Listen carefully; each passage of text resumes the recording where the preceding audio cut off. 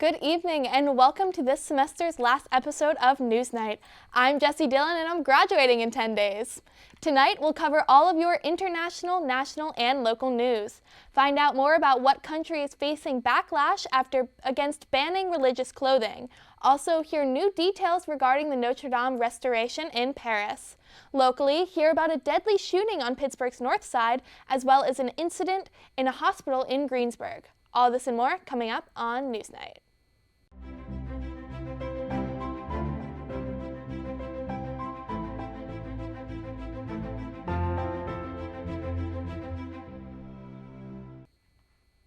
Archaeologists have discovered ancient tombs underneath the Notre Dame Cathedral. They were excavating the area as a precaution before restoring part of the roof that was destroyed during the 2019 fire. Along with these tombs, archaeologists also found statues and even pieces of the architecture from the 13th century. Now that the area has been excavated, construction crews can continue working on the cathedral, which is set to reopen in 2022. A former dentist is set to stand trial in July after being accused of murdering his wife while they were on safari in Africa back in 2016. Lawrence Rudolph, who founded Three Rivers Dental Group in Greensburg, supposedly shot his wife Bianca with a shotgun as they were packing up to come back from a safari. Rudolph committed the murder as a part of a scheme to defraud life insurance companies. He collected on 9 life insurance policies for a total of $4.8 million and claimed his wife's death was accidental. He told police that he had been in the bathroom and his wife was in the bedroom when the gunshot went off. Rudolph claimed later that she may have committed suicide by shooting herself with the shotgun. Rudolph's girlfriend, Lori Milliron, will also be on trial as she is suspected to be connected to the murder. She lied about her relationship with Rudolph, lied about the money he had sent her, and an ultimatum that, according to the FBI, led to the killing. This is not the first time Rudolph has had an affair. They will now stand trial together in the killing of Rudolph's wife. In other French news, we'll send it over to reporter Sam Heineman, who has all the details on a new case that is being brought against the presidential candidate, Marine Le Pen. Paris prosecutors are studying a report by the European Union's fraud agency regarding French presidential candidate Marine Le Pen. The report accuses Le Pen and other members of her nationalist party of misusing public funds while serving in the European Parliament.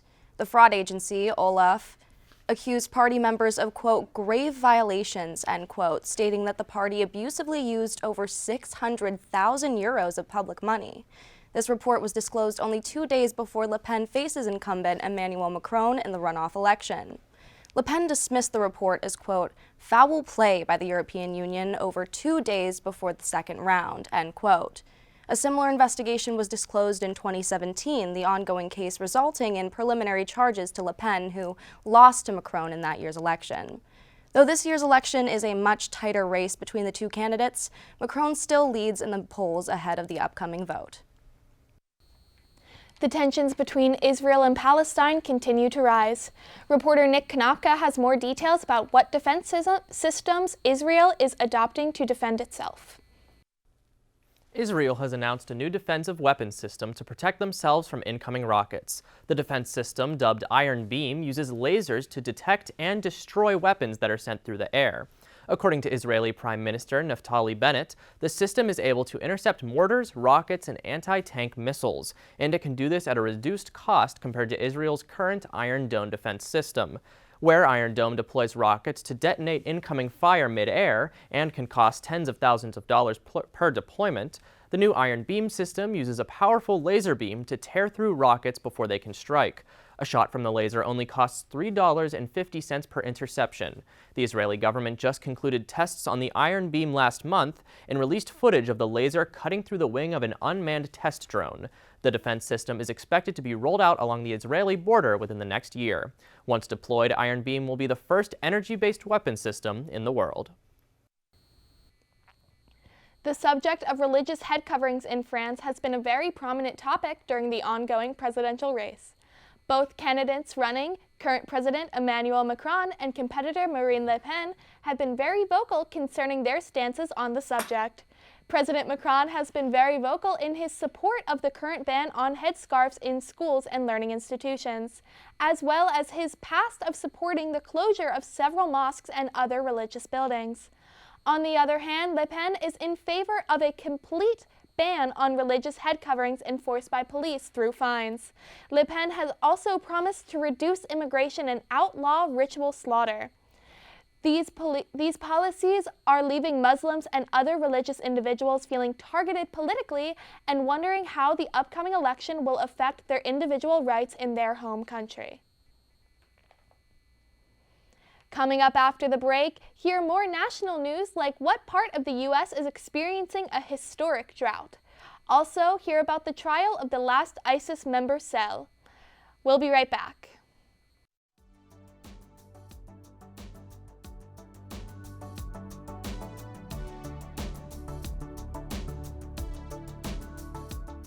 Good evening. Good evening. Good evening, and welcome back to NewsNight. Most of the student body of the Pittsburgh Public School. Some of the United States allies. Thursday, the FBI was seen raiding. Let's get started with today's forecast. Today's high will only reach about 31 degrees. It's looking a little cooler than we've seen in the past few weeks. All this and more, All this and more Coming up on NewsNight. coming up on NewsNight. coming up on NewsNight.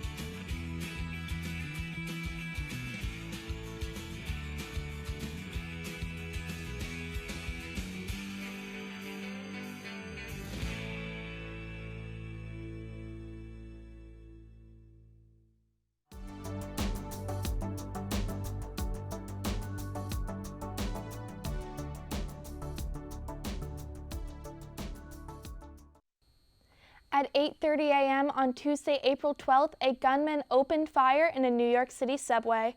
The gunman set off 2 smoke canisters in the train car to distract the crowd before firing 33 rounds and hitting 10 people. The Manhattan-bound N train was pulling into 36th Street Station when the incident occurred. The following day, 62-year-old Frank James called into Crime Stoppers from a Lower East Side McDonald's to turn himself in after seeing a photo of himself on TV. Just an hour after the call, he was taken into custody. Though a motive is unknown, James is currently being held without bail, pending trial. A witness told police that they saw James kneel down to avoid the smoke before he opened fire, which explains why many of the victims were hit in their legs or hands.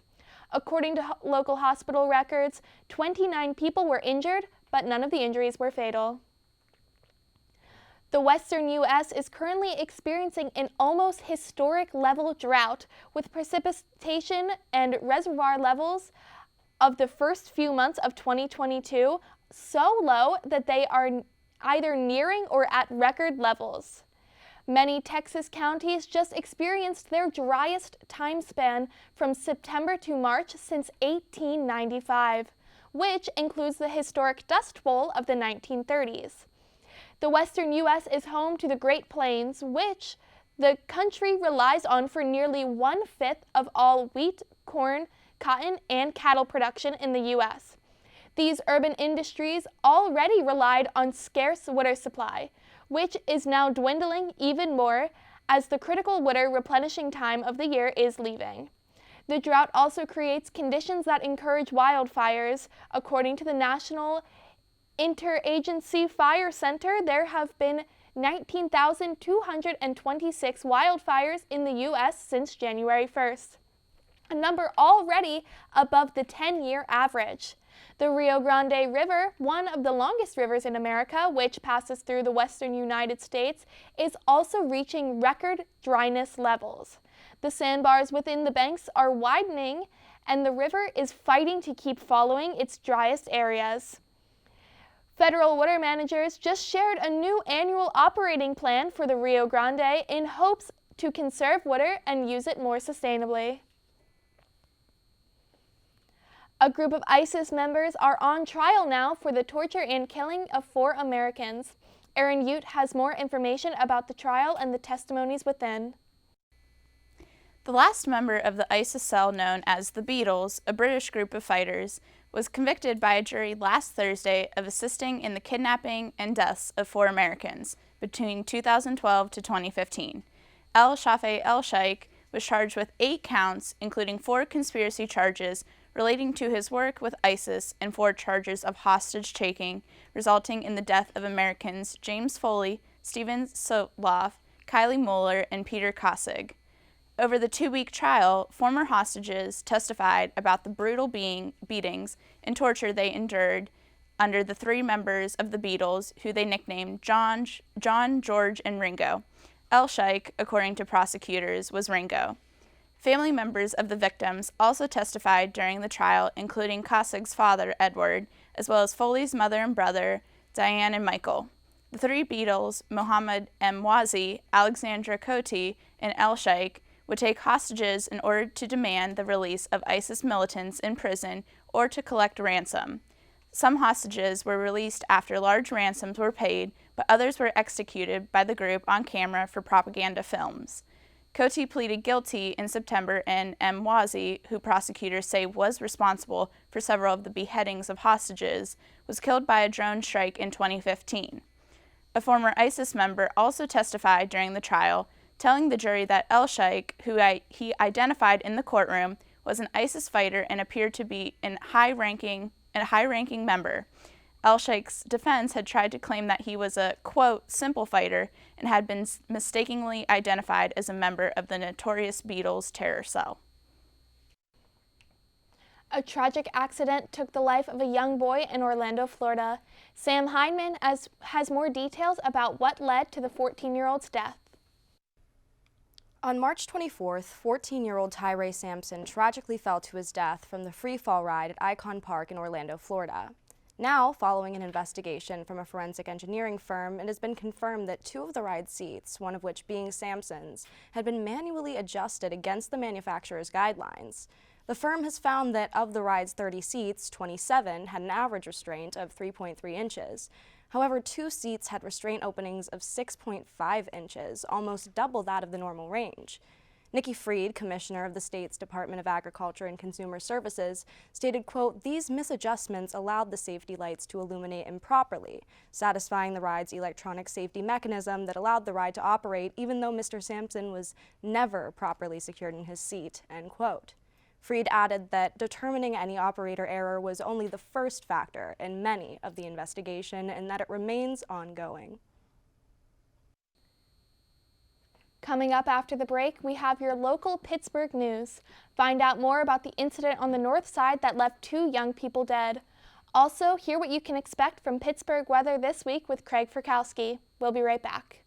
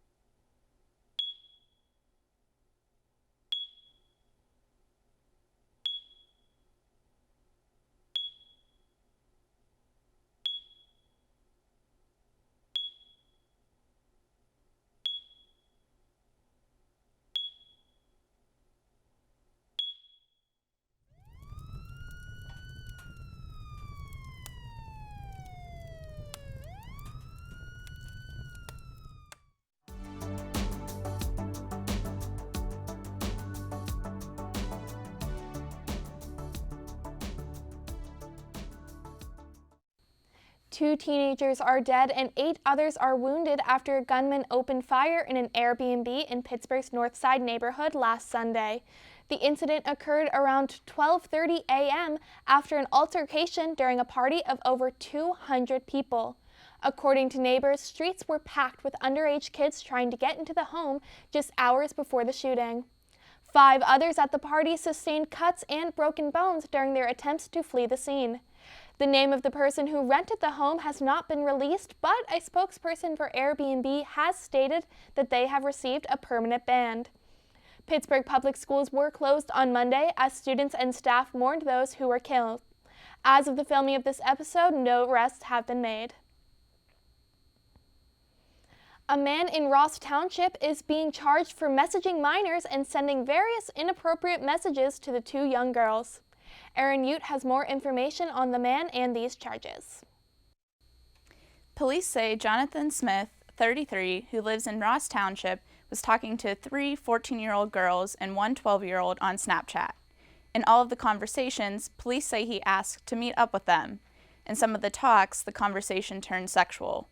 One of these young girls allegedly told detectives that Smith sent her nearly 90 messages saying that he loved her. Then, the detectives say she told them that Smith asked the girl to send nude photos of herself, and if she didn't, he threatened to kill her. Police say Smith first began pursuing one of the girls several months ago, but he was not charged until one of the victim's older sister became aware and told police. The girl allegedly said that Smith approached her when she first was walking home from school in McKees Rocks, and she said she was 14 years old. She also told detectives that Smith responded, quote, "Nobody has to know."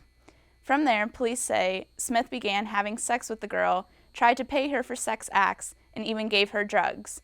He was arrested last Wednesday and is being held at the Allegheny County Jail, facing several charges, including felony sexual assault, corruption of minors, and aggravated indecent assault. He's also facing several misdemeanor charges, which include terroristic threats, harassment, and luring a child into a vehicle. Smith's bail was also denied. A local woman was arrested after assault that took place in a hospital in Greensburg. Nick Kanopka has more details about the assault and what punishment she faces. A Jeanette woman was arrested last Wednesday, April 13th, after allegedly assaulting 2 nurses in an emergency room. 19-year-old Brylan Hickman went to the emergency room of Excella Health Westmoreland Hospital in Greensburg, but police came soon after as Hickman reportedly kicked the nurses as they attempted to treat her, one in the arm and the other in the hip. The hospital staff then put her in ankle restraints before she was arrested by Greensburg City Police. Hickman, a 2021 Jeanette High School graduate and varsity softball player, was said to have ingested narcotics, leading to her trip to the emergency room. She was charged with public drunkenness and similar misconduct and is currently being held in county jail without bail, as ruled by District Judge Chris Flanagan. This being her first offense, Hickman may face a fine of up to $500. Her preliminary hearing was held on Thursday, April 21st. This week has once again been all over the place for the weather. We had high temperatures last week and then snow on Monday and Tuesday. Hopefully we can have a good week of weather to wrap up the semester. Take it away, Craig. Thanks, Jesse. Let's take a look at tomorrow's forecast. First, the high is going to be around 59 degrees. Sadly, there is an 85% chance of rain, but most of the showers will be in the morning. At night, the temperature is going to drop into the high 40s. There is no sign of rain or storms overnight, so we can expect a dry Friday. These temperatures are certainly not the coldest that we've seen this week, and luckily later in the day, we'll see that rain stopping. We have a beautiful weekend ahead of us, so let's take a look. This weekend is looking to be having highs in the low 80s with lots of sunshine. Saturday we'll have a couple morning showers, but other than that, we're looking at some clear skies. Monday will continue the high temperatures with a high of 82, but there will be mostly cloudy skies. Early next week, the temperatures will drop again to the mid-50s and low 60s. That's all I have for you this week. Back to you, Jesse. Thank you for tuning in to this episode of NewsNight. If you want to see more, check out our social media pages on both Facebook and Instagram at UView Television. You can also catch clips of our show live on the CW Pittsburgh on Saturdays. Now, the last time I sat behind this desk and anchored an episode of NewsNight, it was the first episode of the fall semester of my freshman year. And now it is the last episode of the spring semester of my senior year. And I'm going to save the sappiness because if we're being honest, any person who has spoken to me for more than a minute already knows that NewsNight is my pride and joy. But I could not be more proud of the people I'm handing it off to. If you have ever come to an episode of NewsNight or even tuned in, thank you for being here. For one last time, I'm Jessie Dillon, and from all of us here at NewsNight, thank you for watching.